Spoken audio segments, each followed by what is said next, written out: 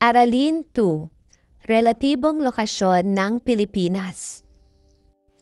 Natutuhan mo sa unang aralin na maaaring matukoy ang kinalalagyan ng isang lugar gamit ang tiyak na lokasyon. Ang isa pang paraan ay ang pagtukoy sa relatibong lokasyon na makikita sa mapa o globo. Makatutulong sa paghanap ng relatibong lokasyon ng isang lugar o bansa ang kaalaman sa mga pangunahin at pangalawang direksyon na matututunan mo sa araling ito. Pagtukoy sa relatibong lokasyon. Ang relatibong lokasyon o kaugnay na kinalalagyan ng bansa ay ang lokasyon ng isang lugar batay sa kinalalagyan ng mga kalapit at nakapaligid na lugar dito. Ang pagtukoy sa kinalalagyan ng lugar sa pamamagitan ng mga kalapit o nakapaligid na anyong lupa ay tinatawag na lokasyong bisinal. Ang pagtukoy sa kinalalagyan ng lugar sa pamamagitan ng mga katabi o nakapaligid na anyong tubig ay tinatawag namang lokasyong insular. Sa pagtukoy ng relatibong lokasyon ng isang lugar o bansa, mahalagang magkaroon ng kaalaman sa mga pangunahin at pangalawang direksyon. Mga pangunahing direksyon. May 4 na pangunahing direksyon na ginagamit sa mapa. Ang mga direksyon na ito ay ang hilaga sa gawing itaas, timog sa ibaba, silangan sa kanan, at kanluran sa kaliwa. Ito ang simbolong makikita sa isang bahagi ng mapa upang maging gabay sa pagtukoy kung saan sa 4 na pangunahing direksyon o cardinal directions makikita ang mga lugar. Tinatawag itong compass rose. Lagi itong nakaturo sa hilaga at ang katapat naman ay sa timog. Ang kanan nito ay tumutukoy sa silangan habang ang kaliwa ay sa kanluran. Subukin mong alamin sa aktwal o totoong sitwasyon ang pagtukoy sa mga pangunahing direksyon sa pamamagitan ng pagtayo sa labas ng inyong bahay. Kung gagawin sa umaga at nakaharap ka sa araw, ang direksyon kung saan sumisikat ang araw ay ang silangan. Ang nasa likuran mo ay ang kanluran. Ang direksyon sa kanan mong balikat ay ang timog at ang nasa kaliwa naman ay ang hilaga. Kung gagawin naman ito sa hapon at nakaharap ka sa araw, ang direksyon kung saan lumulubog ang araw ay ang kanluran. Sa pagkakataong nito, ang nasa likuran mo ay ang silangan. Ang direksyon sa kanan mong balikat ay ang hilaga at ang nasa kaliwa naman ay ang timog. May 4 ding pangalawang direksyon. Ang direksyon sa pagitan ng hilaga at silangan ay tinatawag na hilagang silangan. Hilagang kanluran naman kapag nasa pagitan ng hilaga at kanluran. Samantala, nasa direksyong timog silangan ang isang lugar kung nasa pagitan ito ng timog at silangan, at nasa timog kanluran kung nasa pagitan ng timog at kanluran. Batay sa kaugnay na kinalalagyan o relatibong lokasyon nito, ang bansang Pilipinas ay makikita sa rehiyon ng Timog Silangang Asya. Ito ay napaliligiran ng Taiwan, China at Hapon sa hilaga, Micronesia at Marianas sa silangan, Brunei, Malaysia at Indonesia sa timog, at Vietnam, Laos, Cambodia at Thailand sa kanluran.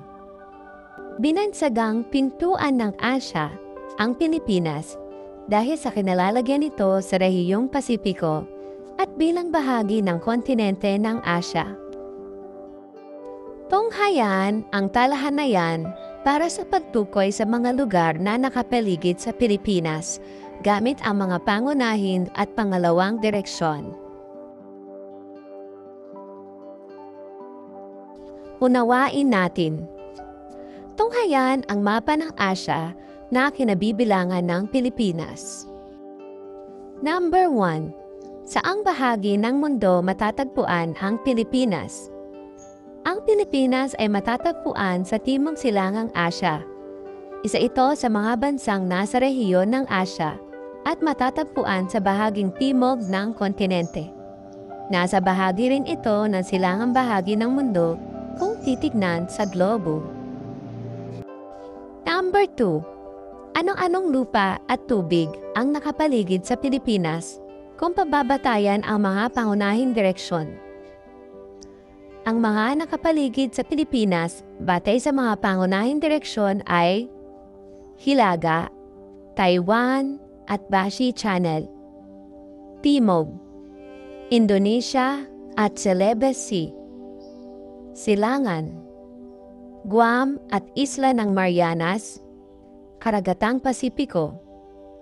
Kanluran, Vietnam at West Philippine Sea na bahagi ng dagat China. Number 3. Ano-ano ang lupa at tubig ang pumapalibot sa Pilipinas kung pagbabatayan ang mga pangalawang direksyon? Ang mga nakapaligid sa Pilipinas batay sa mga pangalawang direksyon ay Hilagang Silangan, Japan, Hilagang Karagatang Pasipiko, Hilagang Kanluran, Hong Kong, Dagat China, Timog Silangan, Papua New Guinea, Hilagang Karagatang Pasipiko, Timog Kanluran, Brunei at Malaysia, kanluran ng Hilagang Karagatang Pasipiko. Gawin natin. Number 1. Gamit ang mapa o globo, tukuyin ang mga lugar na hinihingi. Relatibong lokasyon ng Pilipinas ayon sa letter A, pangunahing direksyon, insular. Hilaga, Bashi Channel. Timog, Dagat Celebes. Silangan, Karagatang Pasipiko. Kanluran, Dagat China. Letter B, pangalawang direksyon, Bisinal. Hilagang Silangan, Japan. Hilagang Kanluran, Hong Kong. Timog Silangan, Papua New Guinea. Timog Kanluran, Brunei at Malaysia. Number 2. Tukuyin kung ang lugar na nakapaligid sa Pilipinas ay batay sa lokasyong bisinal o insular. A. Cambodia, bisinal. B. Bashi Channel, insular. C. Dagat Sulu, insular. D. Vietnam, bisinal. E. Karagatang Pasipiko, insular. Number 3. Ngayong natukoy mo na ang relatibong lokasyon ng Pilipinas, masasabi mo bang magandang manirahan o bumisita dito? Oo, magandang manirahan at bumisita sa Pilipinas dahil ito ay mayaman sa likas na yaman, napapaligiran ng dagat, maganda ang klima, at magiliw ang mga tao. Ang relatibong lokasyon nito ay nagbibigay ng likas na ganda at koneksyon sa iba't ibang bansa sa Asya. Kung oo ang iyong sagot, gumawa ng isang infographics na naglalaman ng mga dahilan kung bakit dapat bumisita sa Pilipinas.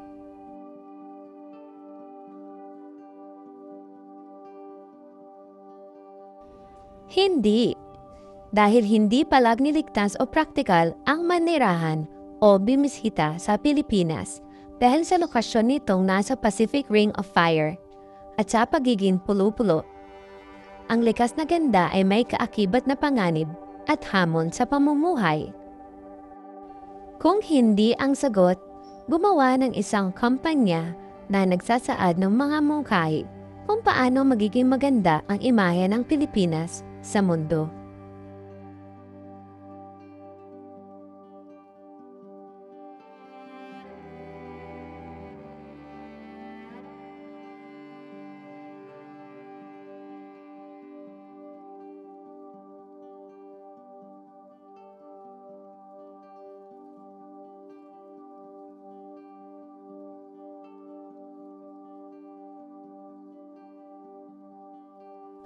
Tandaan natin, isa pang paraan para matukoy ang kinalalagyan o lokasyon ng isang lugar o bansa ay sa pamamagitan ng relatibong lokasyon.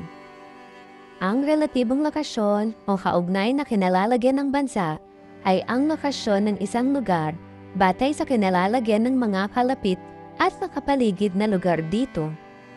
Ang pagtukoy sa kinalalagyan ng lugar sa pamamagitan ng mga kalapit o nakapaligid na anyong lupa ay tinatawag na lokasyong bisinal. At lokasyong insular naman kung sa pamamagitan ng mga katabi o nakapaligid na anyong tubig. Mahalagang magkaroon ng kaalaman sa mga pangunahin at pangalawang direksyon sa pagtukoy ng relatibong lokasyon ng isang lugar o bansa, dahil ipinakikita nito ang mga nakapaligid sa isang lugar. Batay sa relatibong lokasyon nito, ang Pilipinas ay makikita sa rehiyon ng Timog Silangang Asya. Ito ay napaliligiran ng Taiwan, China at Hapon sa hilaga, Micronesia at Mariana sa silangan, Brunei, Malaysia at Indonesia sa timog, at Vietnam, Laos, Cambodia at Thailand sa kanluran. Napaliligiran din ang Pilipinas ng mga anyong tubig tulad ng Bashi Channel sa hilaga, Karagatang Pasipiko sa silangan, Dagat Celebes sa timog, Dagat Sulu sa timog kanluran, at kanlurang dagat ng Pilipinas sa kanluran.